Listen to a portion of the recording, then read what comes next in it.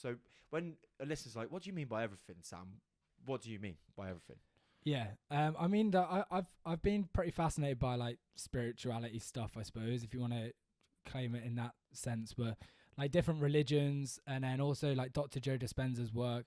So he talks about it as the quantum field, but often religions talk about it as God, or in like plant medicine world, you're tapping into this like this oneness state. And I think they're all singing off the same hymn sheet, where whether you call it God, source, oneness, or yeah, quantum, whatever you want to call it, I think that it's clear that they're singing off the same hymn sheet, that there's this oneness, which we're all connected in some way, shape, or form. And I think when we get beyond ourself, is in like in the physical form, and then we get to this oneness, which is at our core. And you have Which is experienced this feeling, right? yeah, Yeah. I've experienced this feeling where it's like everything and nothing. It's like going into this like, but it's really mad, because any word wouldn't be able to explain it, because a word would create separation. Whereas how can you have any separation to oneness? Because to have oneness, there's nothing else. So and I think at our core, that's what we are. Which, how that's helped me on my journey is, if we can tap into this oneness and source, and we're all connected, why would you go out then and harm someone else? Because if you're harming someone else and we're connected, there's literally harming yourself. Why, even with nature, and I think that's why it's so connected when you go into like go for a walk in the forest, and you just feel really energized, or like you go for a sea dip and you get this energy. And I think that it's for example, when someone throws litter on the floor, we're connected to we're connected to everything. So it's like if you're doing harm to anything external, that's also harming yourself. Which like in say Christianity, with like Jesus's message, where it's like do to others as if as what you would want to be done to yourself. And I think that's tapping into, if we're all connected, we're all one. It's like if you do harm to someone else, you're doing harm to yourself. That's kind of like my thought process around it. I love it. And there's a couple things that come to mind there. And this, I used to be insanely scared of spiders. And now, even the great big house spiders, I will put in a cup, put a tissue underneath, throw it outside.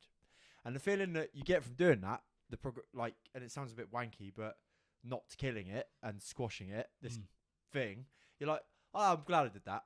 And I know that's like a tiny little thing, but it's like when you think about the energy of, like, I'd speak about the Star Wars analogy. I did a post on it a while back, like protecting the energy of you. If you're killing a living thing, I mean, I shouldn't say this, and it's a little bit hypocritical, but wasps, on the other hand, they can like die slowly. There's still a fear there.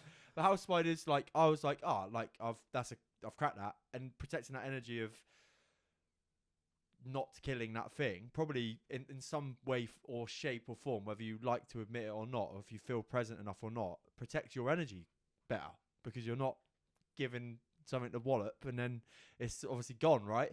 And then the other thing with regards to that is, I remember when I was a kid, I genuinely I don't know how I would have been. I used to like potentially come back from a day out with my mum and dad, and we'd be like waiting outside the car, and I used to be like this world thing, almost questioning like, how are we here? And I used to have this feeling of not being.